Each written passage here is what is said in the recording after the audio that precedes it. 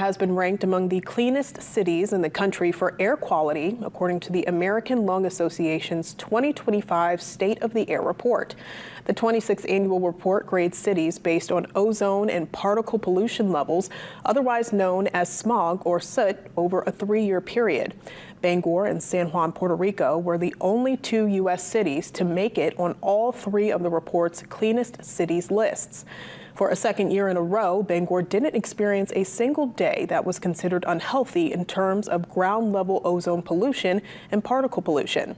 According to the American Lung Association, 156 million Americans live in areas with unhealthy air pollution levels, and minority groups are disproportionately impacted.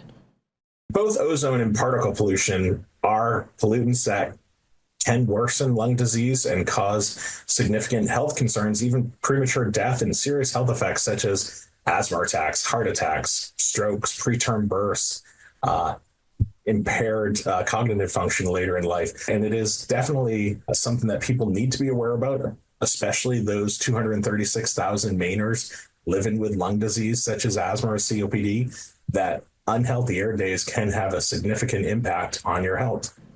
To read the full report, log on to lung.org/SOTA. You can check air quality by visiting airnow.gov.